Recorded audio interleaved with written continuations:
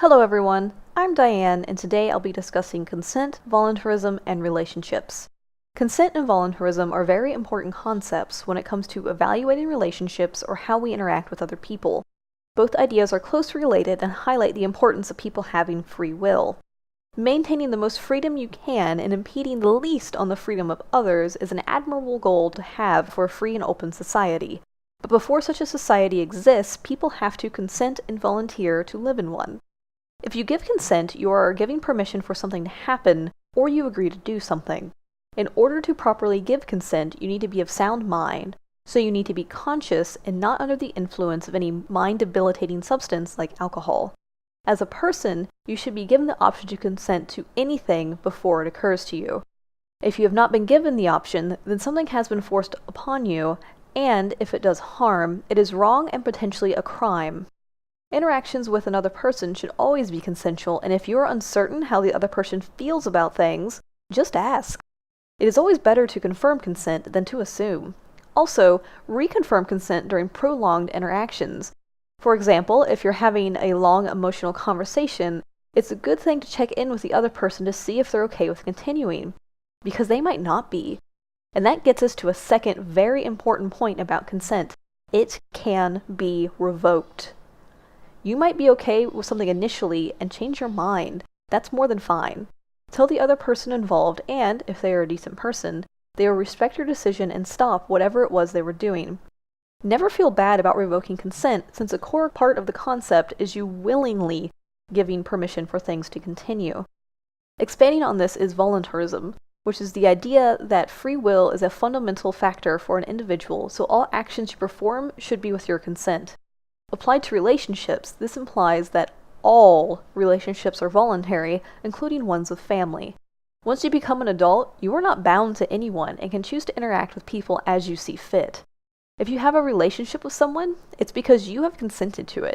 If someone is treating you poorly, you have the right to end the relationship if you feel it is the best course of action for your personal well-being.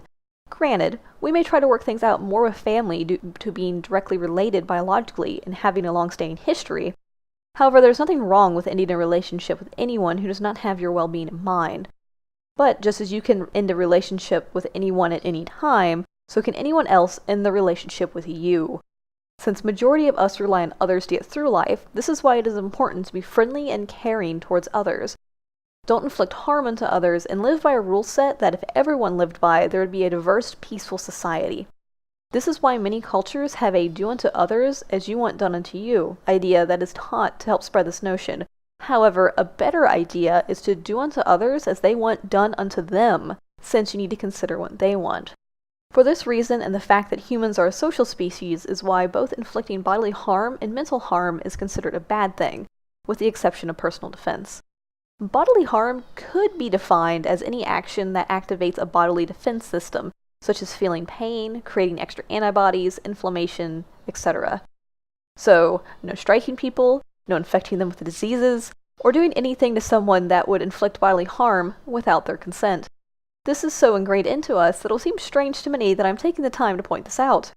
The same goes with pointing out that lying is a bad thing, but we are also taught that little white lies, such as lying to conceal a surprise birthday party, are okay. So, like anything that deals with potential mental harm, it gets complicated.